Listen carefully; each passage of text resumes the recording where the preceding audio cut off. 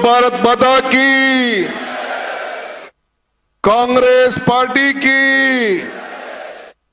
मल्लिकार्जुन खड़गे की, सोनिया गांधी की, राहुल गांधी की, मुख्यमंत्री सिद्धरामಯ್ಯನವರಿಗೆ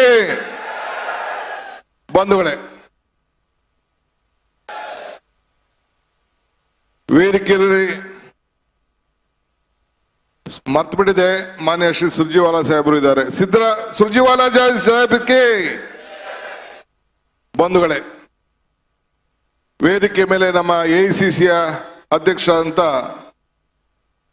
ಖರ್ಗೆ ಸಾಹೇಬರಿದ್ದಾರೆ. ನಮ್ಮ ಎಐಸಿಸಿಯ ಪ್ರಧಾನ ಕಾರ್ಯದರ್ಶಿಗಳಂತ ನಮ್ಮ ಉಸ್ತುವಾರಿಗಳಂತ ಸುರ್ಜಿವಾಲಾ ಸಾಹೇಬರಿದ್ದಾರೆ. ನಮ್ಮ ರಾಜ್ಯದ ನಾಡಿನ ಮುಖ್ಯಮಂತ್ರಿಗಳಂತ ಮಾನ್ಯ ಶ್ರೀ ಸಿದ್ದರಾಮಯ್ಯ ಸಾಹೇಬರಿದ್ದಾರೆ. ಹಿರಿಯ ಕಾಂಗ್ರೆಸ್ನ ಮಾಜಿ ಅಧ್ಯಕ್ಷಗಳಂತ ಆರ್.ವಿ. ದೇಶಪಾಂಡೆ ಅವರಿದ್ದಾರೆ. ನಮ್ಮ ಹಿರಿಯ ನಾಯಕರಾದಂಥ ಮಾಜಿ ಮುಖ್ಯಮಂತ್ರಿಗಳಂತ ವೀರಪ್ಪ ಮೊಯ್ಲಿ ಅವರಿದ್ದಾರೆ. ಹಿರಿಯ ಕಾಂಗ್ರೆಸ್ ಪಕ್ಷದ ಮಾಜಿ ಅಧ್ಯಕ್ಷ ಅಂತ ಪರಮೇಶ್ವರ್ ಅವರಿದ್ದಾರೆ. ದಿನೇಶ್ ಗುಂಡೂರಾವ್ ಅವರಿದ್ದಾರೆ. ಮುನಿಯಪ್ಪನವರಿದ್ದಾರೆ. ಜಾರ್ಜ್ ಅವರಿದ್ದಾರೆ. ಬಿ.ಕೆ. ಹರಿಪ್ರಸಾದ್ ಅವರಿದ್ದಾರೆ. ವರ್ಕಿಂಗ್ ಕಮಿಟಿ ಸದಸ್ಯರಂತ ನಾಜೀರ್ ಹುಸೇನ್ ರವರಿದ್ದಾರೆ. ಹಿಂಗೆಲ್ಲ ಬಹಳ ಜನ ಎಲ್ಲ ನಾಯಕರಿದ್ದಾರೆ. ಅಧ್ಯಕ್ಷರು ಆದೇಶ ಕೊಟ್ಟಿದ್ದಾರೆ. ಕೆಲವರ ಹೆಸರು ಎಲ್ಲರ ಹೆಸರು ತೆಗೆದುಕೊಳ್ಳುವಂತ ಅವಶ್ಯಕತೆ ಇಲ್ಲ ಅಂತ ನಾನು ಮುಂದೆ ಭಾಷಣ ಮಾಡೋರಿಗೆ ನಾನು ಮನವಿ ಮಾಡ್ಕೊಳ್ತೇನೆ.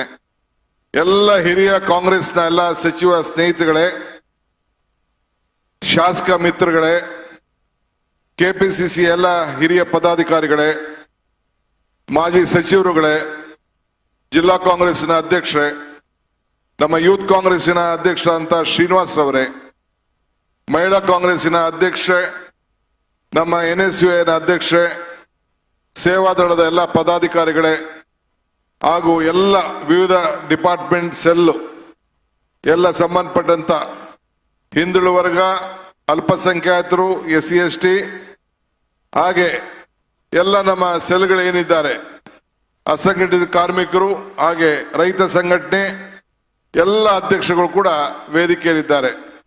ಎಲ್ಲ ಹಿರಿಯ ಮುಖಂಡಗಳೇ, ಮುಖ್ಯವಾಗಿ ಕಾಂಗ್ರೆಸ್ ಪಕ್ಷದ ಜೀವನಾಡಿ ಆಗಿರುವಂತ ನನ್ನೆಲ್ಲ ಕಾರ್ಯಕರ್ತ ಬಂಧುಗಳಿಗೆ ನನ್ನ ಕೋಟಿಯ ಸಾಷ್ಟಾಂಗ ನಮಸ್ಕಾರಗಳನ್ನು ಅರ್ಪಿಸಲಿಕ್ಕೆ ನಾನು ಬಯಸ್ತಾ ಇದ್ದೇನೆ. ಇದೊಂದು ಐತಿಹಾಸಿಕವಾದಂತಹ ದಿನ. ಕರ್ನಾಟಕ ರಾಜ್ಯದಲ್ಲಿ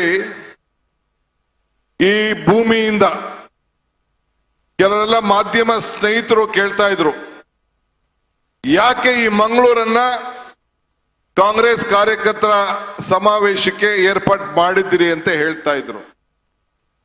ಇದೊಂದು ಐತಿಹಾಸಿಕವಾದಂತಹ ಭೂಮಿ. ಸ್ವಲ್ಪ ಸ್ಟೇಜ್ ಮೇಲೆ ಇರೋರು ಡಿಸಿಪ್ಲಿನ್ ಇರಬೇಕು ಪ್ಲೀಸ್. ಪ್ರೆಸಿಡೆಂಟ್ ಸಾಬ್, you should maintain some discipline in the stage. ಇದೊಂದು ಐತಿಹಾಸಿಕವಾದಂತಹ ಭೂಮಿ. ಇದು ಹಿಂದೆ ಕೋಟಿ ಚೆನ್ನೈನವರಿಂದ ಹಿಡಿದು ಎಲ್ಲ ಹಿರಿಯ ವೀರ ಅಬ್ಬಕ್ಕ ದೇವಿ ಒಂದು ದೊಡ್ಡ ಹೋರಾಟದ ವೀರಭೂಮಿ. ನಾರಾಯಣ ಗುರು ಅವರ ಬದಲಾವಣೆ, ಸಾಮಾಜಿಕ ಬದಲಾವಣೆಯ ಒಂದು ಬೀಡಾದಂತ ಈ ಗ್ರಾಮ, ಈ ಭೂಮಿ, ಎಲ್ಲರೂ ಕೂಡ ಒಂದು ದೊಡ್ಡ ಹೋರಾಟವನ್ನು ಮಾಡಿಕೊಂಡು ಬಂದಿದ್ದಾರೆ. ಇತಿಹಾಸ ಇದೆ. ಸಾಮಾಜಿಕವಾಗಿ, ಆರ್ಥಿಕವಾಗಿ, ಶೈಕ್ಷಣಿಕವಾಗಿ ಮತ್ತು ಧರ್ಮದ ಪೀಠಗಳು, ದೇವಸ್ಥಾನಗಳು ಎಲ್ಲ ಕೂಡ ಈ ಭೂಮಿಲಿ ಅಡಗಿದೆ. ನಾವು ನಮ್ಮ ಹಿರಿಯ ಅಂತ ಆಸ್ಕರ್ ಫರ್ನಾಂಡಿಸ್ ಅವ್ರನ್ನ, ನಮ್ಮ ಜನಾರ್ದನ್ ಪೂಜಾರಿ ಅವ್ರನ್ನ ಇವತ್ತು ನಾವು ಮತ್ತು ವೀರಪ್ಪ ಮೊಯ್ಲಿ ಅವರು ಕಳೆದ 40-45 ವರ್ಷಗಳ ಕಾಲ ಈ ರಾಜ್ಯಕ್ಕೆ, ಈ ಜಿಲ್ಲೆಯಲ್ಲಿ ಸೇವೆಯನ್ನು ಮಾಡಿ ಅನೇಕ ನಾಯಕರುಗಳನ್ನ ತಯಾರು ಮಾಡಿದ್ದಾರೆ. ನೂರಾರು ಜನ ಯುವಕರುಗಳನ್ನ ಈ ರಾಜ್ಯದ ನಾಯಕತ್ವದಲ್ಲಿ ಬೆಳೆಸಿ ಇವತ್ತು ನಮ್ಮ ಪಕ್ಷ ಬಲವರ್ಧನೆಗೆ ಮಾಡಿಕೊಟ್ಟಿದ್ದಾರೆ. ನನಗೆ ನೆನಪಿದೆ, ಇವತ್ತು ಜನಾರ್ದನ್ ಪೂಜಾರಿ ಅವರ ಆರೋಗ್ಯ ಸರಿ ಇಲ್ಲ, ಪಕ್ಷದ ಅಧ್ಯಕ್ಷರಾಗಿ 2 ಬಾರಿ ಕೆಲಸ ಮಾಡಿದವರು. ಅವರು ಕಾಂಗ್ರೆಸ್ ಪಕ್ಷದ ಸರ್ಕಾರ ಇದ್ದಾಗ, ಕೇಂದ್ರ ಸರ್ಕಾರದ ಮಂತ್ರಿ ಆಗಿದ್ದಾಗ ಒಂದು ಕಾಲದಲ್ಲಿ ಯಾರು ಬ್ಯಾಂಕಿಗೆ ಹೋಗಕ್ ಆಗ್ತಿರ್ಲಿಲ್ಲ. ಶ್ರೀಮತಿ ಇಂದಿರಾ ಗಾಂಧಿ ಅವರು ಬ್ಯಾಂಕಿನ ರಾಷ್ಟ್ರೀಕರಣ ಮಾಡಿದ ಮೇಲೆ ನಾನೊಬ್ಬ ವಿದ್ಯಾರ್ಥಿ ನಾಯಕಿದ್ದಾಗ ನನಗೊಂದು ಸ್ಕೂಟರ್ ಬೇಕಾಗಿತ್ತು. ಆ ಸ್ಕೂಟರ್ 5,000 ರೂಪಾಯಿ. 5,000 ರೂಪಾಯಿಗೆ ನಾನು ಯಾರೋ ಕರ್ಕೊಂಡೋಗಿ 3-4 ಜನಕ್ಕೆ ಸೈನ್ ಹಾಕ್ಸ್ಬೇಕಾಯ್ತು ಗ್ಯಾರಂಟಿಗೆ ಅಂತ ಒಂದು ಸಂದರ್ಭ.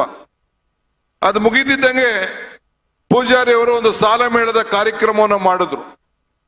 ಇವತ್ತು ನಿಮ್ಗೆಲ್ಲ ಆರ್ಥಿಕವಾದಂತ ಶಕ್ತಿ ತುಂಬಿ ಬ್ಯಾಂಕಿನ ಅಧಿಕಾರಿಗಳು ನಿಮ್ಮ ಮನೆ ಬಾಗಿಲಿಗೆ ಬಂದು ಸಾಲವನ್ನು ಕೊಡುವಂತ ಒಂದು ಶಕ್ತಿ ಶ್ರೀಮತಿ ಇಂದಿರಾ ಗಾಂಧಿ ಅವರು ಕೊಟ್ಟದ್ದನ್ನ ನಾವು ಮರಲಿಕ್ಕೆ ಸಾಧ್ಯ ಇಲ್ಲ. ಅದನ್ನ ಗಮನದಲ್ಲಿಟ್ಕೊಂಡು ಪೂಜಾರಿ ಅವರು ಸಾಲ ಮೇಳದ ಕಾರ್ಯಕ್ರಮವನ್ನು ಮಾಡಿದ್ರು. 5,000, 10,000. ನಾನು ಅಸೆಂಬ್ಲಿಲಿ ಸೋತಿದ್ದೆ 85ರಲ್ಲಿ. ನಾನು ಕೂಡ ಹೋಗಿ ನಮ್ಮ ಊರಿನಲ್ಲಿ ಪೂಜಾರಿ ಅವ್ರನ್ನ ಕರ್ಕೊಂಡೋಗಿ ಒಂದು ಸಾಲ ಮೇಳವನ್ನ ಕನಕಪುರದಲ್ಲಿ ಮಾಡಿದೆ. ಆ ಸಾಲ ಮೇಳದ ಪರಿಣಾಮ ನಾನು ಜಿಲ್ಲಾ ಪಂಚಾಯಿತಿಯ ಸದಸ್ಯನಾದೆ, ಅದಾದ್ಮೇಲೆ ಶಾಸಕನಾದೆ. ಅಲ್ಲಿಂದ ಇಲ್ಲಿವರೆಗೂ ಕೂಡ ಸತತವಾಗಿ ನನ್ನ ಶಾಸಕನಾಗಿ ಇವತ್ತು ನಾನು ಬಂದಿದ್ದೇನೆ. ಅಂದ್ರೆ ಕಾಂಗ್ರೆಸ್ ಪಕ್ಷದ ಶಕ್ತಿ ಈ ದೇಶದ ಶಕ್ತಿ, ಕಾಂಗ್ರೆಸ್ ಪಕ್ಷದ ಇತಿಹಾಸ ಈ ದೇಶದ ಇತಿಹಾಸ, ಕಾಂಗ್ರೆಸ್ ಪಕ್ಷದ ಕಾರ್ಯಕ್ರಮ ಈ ದೇಶಕ್ಕೆ ಎಲ್ಲ ವರ್ಗದ ಜನರಿಗೆ ಕಾರ್ಯಕ್ರಮವನ್ನು ಕೊಟ್ಕೊಂಡು ಹೋಗ್ತಾ ಇದೆ. ಇವತ್ತು ನಾವು ನೀವೆಲ್ಲ ಇಲ್ಲಿ ಸೇರಿದ್ದೇವೆ. ಈ ದೇಶಕ್ಕೆ ಒಂದು ದೊಡ್ಡ ಶಕ್ತಿಯನ್ನ ಕೊಟ್ಟಂತ ಜನ ನೀವು, ಈ ರಾಷ್ಟ್ರಕ್ಕೆ ಒಂದು ದೊಡ್ಡ ಸಂದೇಶವನ್ನು ಕೊಟ್ಟಂತ ಜನ ನೀವು. ಈ ಭೂಮಿಲಿ ರಾಹುಲ್ ಗಾಂಧಿ ಅವರು ಬಂದಿದ್ರು, ಮಲ್ಲಿಕಾರ್ಜುನ್ ಖರ್ಗೆ ಸಾಹೇಬರು ಬಂದಿದ್ರು.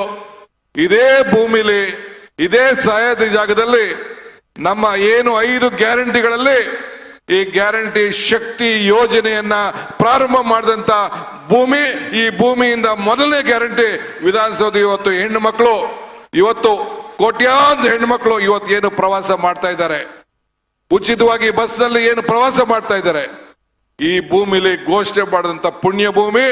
ಅದಕ್ಕೆ ಹೆಣ್ಣು ಹೆಣ್ಣು ಕುಟುಂಬದ ಕಣ್ಣು. ಪ್ರತಿಯೊಬ್ಬ ಹೆಣ್ಣು ಮಕ್ಕಳು ಕೂಡ ನಮ್ಮ ಮುಖ್ಯಮಂತ್ರಿಗೆ ಧರ್ಮಸ್ಥಳದ ವೀರೇಂದ್ರ ಹೆಗಡೆ ಅವರು ಹೇಳಿದ್ರಂತೆ, ಎಲ್ಲ ದೇವಸ್ಥಾನಗಳಿಗೂ, ನಿಮ್ಮ ಜಿಲ್ಲೆಯಲ್ಲಿರುವಂತ ಎಲ್ಲ ದೇವಸ್ಥಾನಗಳಿಗೆ ಸಾವಿರಾರು ಜನ ಹೆಚ್ಚಿಗೆ ಜಾಸ್ತಿ ಆಗಿದೆ. ಆರ್ಥಿಕವಾದಂತ ಶಕ್ತಿ ಬಂದಿದೆ. ದೇವಸ್ಥಾನದಲ್ಲಿ ಹೋಗಿ ಸರ್ಕಾರದ ಪರವಾಗಿ, ಮುಖ್ಯಮಂತ್ರಿಗಳ ಪರವಾಗಿ, ಮಂತ್ರಿಗಳ ಪರವಾಗಿ ಅರ್ಚನೆಯನ್ನ ಮಾಡ್ತಾ ಇದ್ರು ಅಂತ ಹೇಳಿ ವೀರೇಂದ್ರ ಹೆಗಡೆ ಅವರು ಹೇಳ್ತಾ ಇದ್ರು ಅಂತ ಹೇಳಿ ಮುಖ್ಯಮಂತ್ರಿಗಳಿಗೆ ಹೇಳಿದಂತ ಒಂದು ಮಾತು ಇಲ್ಲಿ ನಾನು ನೆನೆಸ್ಲಿಕ್ಕೆ ನಾನು ಬಯಸ್ತಾ ಇದ್ದೇನೆ. ಅಂದ್ರೆ ಸಮಾಜದ ಋಣವನ್ನು ತೀರಿಸಲಿಕ್ಕೆ ನಾನು ಎಲೆಕ್ಷನ್ ಟೈಮಲ್ಲಿ ಒಂದು ಮಾತು ಹೇಳ್ತಾ ಇದ್ದೆ. ಏನ್ ಹೇಳ್ತಾ ಇದ್ದೆ ಅಂದ್ರೆ, ಕಮಲ ಕೆರೆಯಲ್ಲಿದ್ದರೆ ಚಂದ, ತೆನೆ ಹೊಲದಲ್ಲಿದ್ದರೆ ಚಂದ, ದಾನ ಧರ್ಮ ಮಾಡುವ ಕೈ ಅಧಿಕಾರದಲ್ಲಿದ್ದರೆ ಚಂದ ಅಂತ ನಾನು ಒಂದು ಮಾತು ಹೇಳ್ತಾ ಇದ್ದೆ. ಇವತ್ತು ಬೇರೆ ವಿಚಾರ ಇದೆ. ಈಗ ಅದಾದ್ಮೇಲೆ ಏನಾಗಿದೆ, ಈಗ ನುಡಿದಂತೆ ನಡೆದಿದ್ದೇವೆ. ಆ ಚುನಾವಣೆಯಲ್ಲಿ ಏನು ಮಾತು ಕೊಟ್ಟಿದ್ದೋ, ಏನು 5 ಗ್ಯಾರಂಟಿಗಳ ಬಗ್ಗೆ ನಾವು ಹೇಳಿದ್ದೋ, ನಿನ್ನೆ ತಾನೇ ಮುಖ್ಯಮಂತ್ರಿಗಳು, ನಮ್ಮ ಸರ್ಕಾರ ಇವತ್ತು ಜನರಿಗೆ ನಾವು ಏನು ಮಾತು ಕೊಟ್ಟದನ್ನ ಬಸವಣ್ಣನ ನಾಡಿದು ನುಡಿದಂತೆ ನಡಿಬೇಕು ಅಂತೇಳಿ ಆ ಬದ್ಧವಾಗಿ ಇಟ್ಕೊಂಡು ಇವತ್ತು ರಾಜ್ಯದ ಜನತೆ ಮುಂದೆ ನಿಮ್ಗೆಲ್ಲ ಒಂದು ದೊಡ್ಡ ಶಕ್ತಿ ಕೊಟ್ಟಿದ್ದೀವಿ. ನೀವು ಆತ್ಮವಿಶ್ವಾಸದಿಂದ ನೀವು ಜನರ ಮುಂದೆ ಹೋಗ್ಬೇಕು, ಜನರಿಗೆ ಮನವಿ ಮಾಡಬೇಕು, ಜನರಿಗೆ ಹೇಳಬೇಕು. ಈ ಸರ್ಕಾರ ಇಡೀ ದೇಶದಲ್ಲಿ ಯಾವ ಸರ್ಕಾರ ಕೂಡ ನುಡ್ದಂಗೆ ನಡೆಯಕ್ ಆಗ್ಲಿಲ್ಲ. ಹಿಂದೆ ಬಿಜೆಪಿ ಅವರು 15 ಲಕ್ಷ ಕೊಡ್ತೀವಿ ಅಂತ ಹೇಳಿದ್ರು, ಎಲ್ಲ ರೈತರಿಗೆ ಡಬಲ್ ಇನ್ಕಮ್ ಮಾಡ್ತೀವಿ ಅಂತ ಹೇಳಿದ್ರು, ಉದ್ಯೋಗಗಳನ್ನ ಸೃಷ್ಟಿ ಮಾಡ್ತೀವಿ ಅಂತ ಹೇಳಿದ್ರು, ಮಾಡಕ್ ಆಗ್ಲಿಲ್ಲ. ಆದ್ರೆ ಇವತ್ತು ನಾವು ಏನು ಮಾತು 5 ಗ್ಯಾರಂಟಿಗಳನ್ನು ಕೊಟ್ಟಿದ್ದೋ ಅದನ್ನ ಇವತ್ತು ಜಾರಿ ತಂದು ನಿಮಗೆ ಒಂದು ಆರ್ಥಿಕವಾದಂತ ಶಕ್ತಿ ಜನರಿಗೆ ಕೊಟ್ಟು ನಿಮ್ಗೆ ಧೈರ್ಯವನ್ನು ತುಂಬಿ ಇವತ್ತು ನಿಮ್ಮ ಮನೆ ಬಾಗಿಲಿಗೆ ಹೋಗುವಂತ ಒಂದು ಕೆಲಸವನ್ನ, ಮತದಾರರ ಮುಂದೆ ಹೋಗಿ ನಿಮ್ಮ ಸ್ವಾಭಿಮಾನದ ಬದುಕನ್ನ ಕಾಂಗ್ರೆಸ್ ಪಕ್ಷ ಎಲ್ಲ ವರ್ಗದ ಜನರನ್ನ ರಕ್ಷಣೆ ಮಾಡ್ತದೆ ಅಂತ ಹೇಳಂತ ಶಕ್ತಿಯನ್ನು ಕೊಟ್ಟು ಇವತ್ತು ಕಳಿಸ್ಲಿಕ್ಕೆ ಈ ಸಮಾವೇಶ ನಾವು ಹಮ್ಮಿಕೊಂಡಿದ್ದೇವೆ. ಒಂದು ಮಾತು ಹೇಳಿದೆ ನಾನು, ನಮ್ಮ ಯುವ ನಿಧಿ ಕಾರ್ಯಕ್ರಮದ ಪ್ರಾರಂಭ ದಿನ 5 ಬೆರಳು ಸೇರಿ ಮುಷ್ಟಿ ಗಟ್ಟಿ ಆಯಿತು, 5 ಗ್ಯಾರಂಟಿ ಸೇರಿ ಕೈ ಗಟ್ಟಿ ಆಯಿತು. ಇದನ್ನ ನೋಡಿ ಅರಳಿದ ಕಮಲ ಉದುರು ಹೋಯಿತು. ಇದನ್ನ ನೋಡಿ ತೆನೆ ಎತ್ತ ಮಹಿಳೆ ಎಸೆದು ಬಿಜೆಪಿ ಕಡೆ ಸೇರಿದಳು. 5 ಗ್ಯಾರಂಟಿ ಸೇರಿ ಕೈ ಗಟ್ಟಿ ಆಯಿತು. ಕರ್ನಾಟಕ ಸಮೃದ್ಧಿ ಆಯಿತು, ಕರ್ನಾಟಕ ಪ್ರಗತಿ ಆಯಿತು. ಇದು ನಿಮ್ಮ ಶಕ್ತಿ ಅಲ್ವೇ? ನಿಮ್ಮ ಶಕ್ತಿ ಅಲ್ವೇ? ಇವತ್ತು ನಾನು ಪ್ರಾಸ್ತಾವಿಕವಾಗಿ ಹೆಚ್ಚಿಗೆ ಮಾತಾಡೋದಿಲ್ಲ, ಬಹಳ ಜನ ನಾಯಕರುಗಳು ಮಾತಾಡಬೇಕು. ಇವತ್ತು ನಾನು ಕಾಂಗ್ರೆಸ್ ಪಕ್ಷದ ಅಧ್ಯಕ್ಷನಾಗಿ ಜವಾಬ್ದಾರಿ ತೆಗೆದುಕೊಂಡಾಗ ನಮ್ಮ ACC ಅಧ್ಯಕ್ಷರು ಅವತ್ತು ವಿರೋಧ ಪಕ್ಷದ ನಾಯಕರಾಗಿದ್ರು. ಅವತ್ತೊಂದು ಮಾತು ಹೇಳಿದೆ ನಾನು, ನಮ್ಮನ್ನ ಯಾವ ರೀತಿ ಯಾರು ನೀವು ಉಪಯೋಗಿಸ್ಕೊಳ್ಳಿ, ನನ್ನ ಬಂಡೆ ಅಂತ ಕರಿತೀರಿ, ಆ ಬಂಡೆ ಚಪ್ಪಡಿ ಆಗ್ಲಿ, ಆ ಬಂಡೆ ಜಲ್ಲಿ ಆಗ್ಲಿ, ವಿಧಾನಸೌಧಕ್ಕೆ ಚಪ್ಪಡಿ ಆಗಿ ನೀವೆಲ್ಲ ನಡ್ಕೊಂಡು ವಿಧಾನಸೌಧಕ್ಕೆ ಬರಬೇಕು, ನಮ್ಮನ್ನೆಲ್ಲ ಉಪಯೋಗಿಸ್ಕೊಳ್ಳಿ ಅಂತ ಒಂದು ಮಾತು ಹೇಳಿದ್ದೆ. ಹಂಗೆ ಇವತ್ತು ಕಾಂಗ್ರೆಸ್ ಪಕ್ಷ ನಿಮ್ಮೆಲ್ಲರ ಸಹಕಾರದಿಂದ, ನಿಮ್ಮೆಲ್ಲರ ಶಕ್ತಿಯಿಂದ, ನಿಮ್ಮೆಲ್ಲರ ಶ್ರಮದಿಂದ ಇವತ್ತು ಈ ರಾಜ್ಯದ ಅಧಿಕಾರಕ್ಕೆ ಬಂದು 136 ಸೀಟನ್ನ ಗೆದ್ದು ಈ ರಾಜ್ಯದ ಜನತೆಗೆ ಸೇವೆಯನ್ನು ನಾವು ಮಾಡ್ತಾ ಇದ್ದೇವೆ. ನಾನು ಇವತ್ತು ಮಂಗಳೂರು ಉಡುಪಿ ನಮ್ಮ ಸ್ನೇಹಿತಗಳು, ಆತ್ಮವಿಶ್ವಾಸ ಕಳ್ಕೋಬೇಡಿ. ರಾಜಕಾರಣದಲ್ಲಿ ಏನು ಶಾಶ್ವತ ಇಲ್ಲ. 2 ಸೀಟ್ ಗೆದ್ದಿದ್ದೀವಿ, ನಾವು ಗೆಲ್ಲೋಕೆ ಆಗುದಿಲ್ಲ ಅಂತ ತಿಳ್ಕೊಳಕ್ ಹೋಗ್ಬೇಡಿ. ಇದೇ ಉಡುಪಿ ಚಿಕ್ಕಮಗಳೂರಿನಲ್ಲಿ ಸದಾನಂದ ಗೌಡರು ಮುಖ್ಯಮಂತ್ರಿ ಆಗಿದ್ದಂತ ಸೀಟನ್ನು ರಾಜೀನಾಮೆ ಕೊಟ್ಟಿದ್ರು. ನಾವು ವಿರೋಧ ಪಾರ್ಟಿಲಿದ್ದೋ, ನಾವೆಲ್ಲ ಒಂದಷ್ಟು ಜನ, ನಾನು ದೇಶಪಾಂಡೆ ಅವರೆಲ್ಲ ಒಂದೊಂದು ತಾಲೂಕನ್ನ ಒಂದೊಂದು ಕ್ಷೇತ್ರನ ನಾವೆಲ್ಲ ವಹಿಸ್ಕೊಂಡಿದ್ದೋ, ಹೋರಾಟ ಮಾಡಿದೋ. ಮುಖ್ಯಮಂತ್ರಿಯನ್ನ ಸೀಟನ್ನ ಮತ್ತೆ ಅವತ್ತಿನ ಕಾಲದಲ್ಲಿ ಕಾಂಗ್ರೆಸ್ ಪಕ್ಷದ ಅಭ್ಯರ್ಥಿಯನ್ನ ಗೆಲ್ಲಿಸಿ ಇವತ್ತು ಸಂಸತ್ಗೆ ಕಳಿಸಿದಂತ ಇತಿಹಾಸ ಈ ಜಿಲ್ಲೆಲೇ ಇದೆ. ನೀವು 2 ದಿನ ಇಲ್ಲಿ ಗೆದ್ದಿರ್ಬೋದು, ನನಗೆ ವಿಶ್ವಾಸ ಇದೆ ನಿಮ್ಮ ಗ್ಯಾರಂಟಿ ಈ ಒಂದು ಕರಾವಳಿ ಪ್ರದೇಶದ ಜನತೆ, ಮಲೆನಾಡಿನ ಎಲ್ಲ ನನ್ನ ತಾಯಿಂದಿರು, ಕರಾವಳಿಯ ತಾಯಿಂದಿರು ಏನು ನಮ್ಮ ಗ್ಯಾರಂಟಿಯನ್ನ ಇವತ್ತು ಅವರ ಬದುಕಿನಲ್ಲಿ ಜೀವವನ್ನ ಉಳಿಸ್ಲಿಕ್ಕೆ ದೀಪವನ್ನ ಬೆಳಗಿಸ್ತಾ ಇದ್ದಾರೆ. ತಿಂಗಳಿಗೆ ಏನು 5,000ಕ್ಕೂ ಹೆಚ್ಚು ರೂಪಾಯಿ ಹಣ ಅವ್ರಿಗೆ ಅನುಕೂಲ ಆಗ್ತಾ ಇದೆ. ಇದು ಉಪಕಾರವನ್ನ ತೀರಿಸ್ತಾರೆ. ಇವತ್ತು ಕಾಂಗ್ರೆಸ್ ಪಕ್ಷ ಇಡೀ ರಾಜ್ಯದಲ್ಲಿ ಕನಿಷ್ಠ 20 ಸೀಟಾರು ಬಂದೇ ಬರ್ತದೆ ಅಂತ ಆತ್ಮವಿಶ್ವಾಸ ನಮ್ಮ ಗ್ಯಾರಂಟಿಗೆ ಓದಿ ಹೇಳ್ತಾ ಇದೆ. ಯಾಕೆ 2 ಪಾರ್ಟಿಯವರು ಇಬ್ರು ಸೇರಿ ಒಟ್ಟಿಗೆ ಎಲೆಕ್ಷನ್ ನಿಂತ್ಕೋತಾ ಇದ್ದಾರೆ? ಹಿಂದೆ ಮಾನ್ಯ ಶ್ರೀ ದೇವೇಗೌಡರು ಹೇಳ್ತಾ ಇದ್ರು, ನಾನು ಮೋದಿ ಅವರು ಪ್ರಧಾನಮಂತ್ರಿ ಆದ್ರೆ ನಾನು ದೇಶ ಬಿಟ್ಟು ಹೋಗ್ತೀನಿ ಅಂತ ಹೇಳಿದೆ. ಆಗ ಮೋದಿ ಅವರು ಹೇಳಿದ್ರು, ನಮ್ಮ ಮನೆಗೆ ಬಂದು ಸೇರಪ್ಪ, ನಾನೇ ಜಾಗ ಕೊಡ್ತೀನಿ ಅಂತ ಹೇಳಿದ್ರು. ಇವತ್ತು ಹೇಳ್ತಾ ಇದ್ದಾರೆ ಗೌಡ್ರು, ಹಿರಿಯ ಗೌಡ್ರು, ನಾನೇ ನನ್ನ ಮಗನ್ನ ಇವತ್ತು ಬಿಜೆಪಿ ಕಡೆ ಕಳಿಸ್ತಿ ಅಂತೇಳಿ. ಇದು ರಾಜಕಾರಣದಲ್ಲಿ ಯಾರು ಏನ್ ಬೇಕಾದ್ರೂ ತೀರ್ಮಾನ ಮಾಡ್ಕೊಳ್ಳಿ, ಯಾರು ಬೇಕಾದ್ರೂ ಒಂದು ಹಾಕೊಳ್ಳಿ, ನಾವು ಚಿಂತೆ ಮಾಡೋದು ಬೇಡ. ನಮ್ಮ ಸಿದ್ಧಾಂತ, ನಮ್ಮ ನಂಬಿಕೆ, ಇವತ್ತು ನಮಗೆ ಏನು ಇರುವಂತ ಒಂದು ನಂಬಿಕೆ ಇದೆಯಲ್ಲ, ಕಾಂಗ್ರೆಸ್ ಪಕ್ಷದ ತತ್ವ, ಒಂದು ನೀತಿ, ಅದ್ರ ಮೇಲೆ ನಾವೆಲ್ಲ ಇವತ್ತು ಬದುಕಿದ್ದೇವೆ. ಮರಕ್ಕೆ ಬೇರು ಎಷ್ಟು ಮುಖ್ಯವೋ ಹಾಗೆ ಮನುಷ್ಯನಿಗೆ ನಂಬಿಕೆ ಕೂಡ ಮುಖ್ಯ. ಹಂಗೆ ನಮ್ಮ ನಂಬಿಕೆ, ಕಾಂಗ್ರೆಸ್ ಪಕ್ಷದ ಸಿದ್ಧಾಂತ, ಎಲ್ಲ ವರ್ಗದ ಜನರನ್ನ ಒಟ್ಟಿಗೆ ತೆಗೆದುಕೊಂಡು ಹೋಗುವಂತ ಸಿದ್ಧಾಂತ ಇವತ್ತು ನಾವೆಲ್ಲ ಉಳಿಸ್ಕೊಂಡು ಹೋಗ್ತಾ ಇದ್ದೇವೆ. ಬಾಬಾ ಸಾಹೇಬ್ ಅಂಬೇಡ್ಕರ್ ಹೇಳ್ತಾರೆ, ಇತಿಹಾಸ ಮರ್ತವನು ಇತಿಹಾಸವನ್ನ ಸೃಷ್ಟಿ ಮಾಡ್ಲಿಕ್ಕೆ ಸಾಧ್ಯ ಇಲ್ಲ ಅಂತ ಹೇಳಿ. ಹಂಗೆ ಕಾಂಗ್ರೆಸ್ ಪಕ್ಷ ಈ ದೇಶದಲ್ಲಿ ಯಾವಾಗಲೂ ಕೂಡ ಇತಿಹಾಸವನ್ನ ಸೃಷ್ಟಿಯನ್ನ ಮಾಡ್ಕೊಂಡು ನಾವು ಬಂದಿದೆ. ನಾವು ಚಿಂತೆ ಮಾಡೋದು ಬೇಡ. ಪ್ರಧಾನಮಂತ್ರಿ ಅವರು ಹೇಳ್ಬೋದು, ನಾವು 370 ಸೀಟ್ ಗೆಲ್ತೀವಿ ಅಂತ ಹೇಳ್ತೀವಿ, ಇದು ಸಾಧ್ಯ ಇಲ್ಲ. ನನಗೆ ಆತ್ಮವಿಶ್ವಾಸ ಇದೆ. ರಾಹುಲ್ ಗಾಂಧಿ ಅವರು ಈ ದೇಶವನ್ನ ಒಗ್ಗಟ್ಟು ಮಾಡ್ಲಿಕ್ಕೆ ಭಾರತ್ ಜೋಡೋ ಕಾರ್ಯಕ್ರಮವನ್ನ ಮಾಡಿದ್ದಾರೆ, ಈಗೂ ನಡೆಸ್ತಾ ಇದ್ದಾರೆ. ಇಡೀ ದೇಶ ಇವತ್ತು ಹೊಸ ನಾಯಕತ್ವಕ್ಕೆ ಚಿಂತೆಯನ್ನ ಮಾಡ್ತಾ ಇದೆ. ಇವತ್ತು ಮಹಾತ್ಮ ಗಾಂಧೀಜಿಯವರು ಕೂತಂತ ಜಾಗದಲ್ಲಿ, ಇಂದಿರಾ ಗಾಂಧಿ ಅವರು ಕೂತಂತ ಜಾಗದಲ್ಲಿ, ರಾಜೀವ್ ಗಾಂಧಿ ಅವರು ಕೂತಂತ ಜಾಗದಲ್ಲಿ ನಮ್ಮ ರಾಜ್ಯದ ಒಬ್ಬ ಬ್ಲಾಕ್ ಕಾಂಗ್ರೆಸ್ ಅಧ್ಯಕ್ಷ ಇವತ್ತು ರಾಷ್ಟ್ರೀಯ ಅಧ್ಯಕ್ಷರಾಗಿ ಇವತ್ತು ಮಲ್ಲಿಕಾರ್ಜುನ್ ಖರ್ಗೆ ಸಾಹೇಬರು ಕೂತಿದ್ದಾರೆ.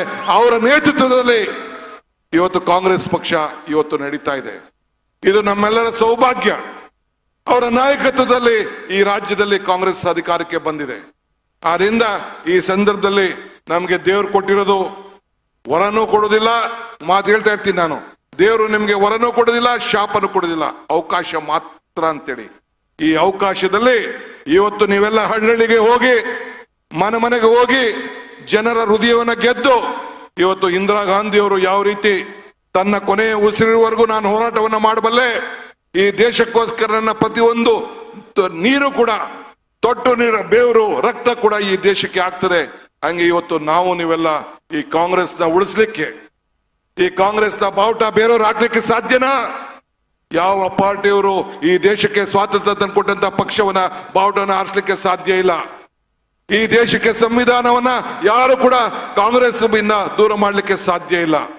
ಇದನ್ನ ಹೇಳಿ ಆಗಿ ಇವತ್ತು ನೀವೆಲ್ಲ ಸೇರಿ ಒಗ್ಗಟ್ಟಿನಿಂದ ದುಡಿದು ಹಳ್ಳಹಳ್ಳಿಗೆ ಹೋಗಿ ಏನು ಪಾರ್ಲಿಮೆಂಟ್ ಎಲೆಕ್ಷನ್ ಅಲ್ಲಿ ನಾವೇನು ಅಭ್ಯರ್ಥಿಗಳನ್ನು ನಾವು ಆಯ್ಕೆ ಮಾಡಿ ಕಳ್ಸಿಕೊಡ್ತೀವಿ, ನೀವೆಲ್ಲ ಸೇರಿ ಅತಿ ಹೆಚ್ಚು ಸೀಟನ್ನ ಪ್ರತಿ ಕ್ಷೇತ್ರದಲ್ಲೂ ಕೂಡ ನಾವು ಸೋಲೋದಿಲ್ಲ ಅನ್ನೋ ಒಂದು ಭರವಸೆ ನಿಮ್ಗಿರಬೇಕು, ಆತ್ಮಧೈರ್ಯ ಇರಬೇಕು.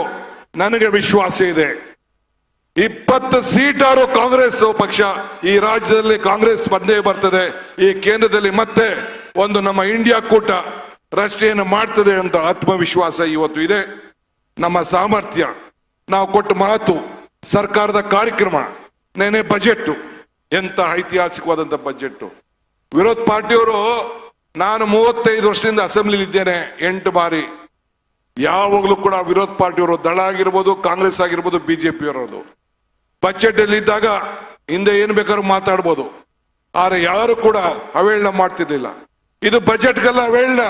ನನ್ನ ರಾಜ್ಯದ ತಾಯಂದಿರಿಗೆ, ತಂದೆಯರಿಗೆ, ಅವರ ಸಂಬಳಕ್ಕೆ, ಅವರ ಬದುಕಿಗೆ ಕಾಂಗ್ರೆಸ್ ಪಕ್ಷ ಏನು ಇವತ್ತು 56,000 ಕೋಟಿ ರೂಪಾಯಿಯನ್ನ ಕೊಡ್ತಾ ಇದೆ, ಈ ರಾಜ್ಯವನ್ನು ಅಭಿವೃದ್ಧಿಗೆ ತೆಗೆದುಕೊಂಡು ಹೋಗ್ತಾ ಇದೆ.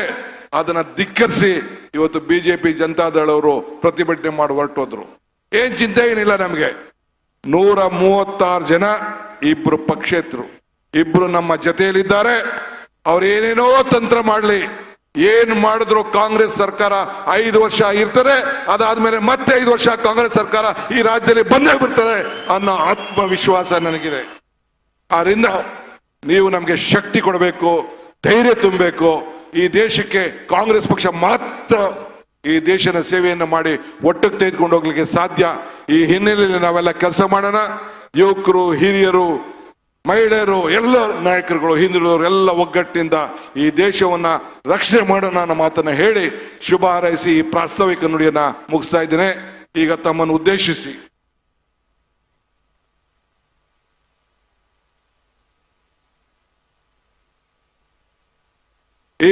ಉದ್ದೇಶಿಸಿ ಆಮೇಲೆ ಉದ್ಘಾಟನಾ ಭಾಷಣವನ್ನು ನಮ್ಮ ACC ಅಧ್ಯಕ್ಷರು ಮಾತಾಡ್ತಾರೆ.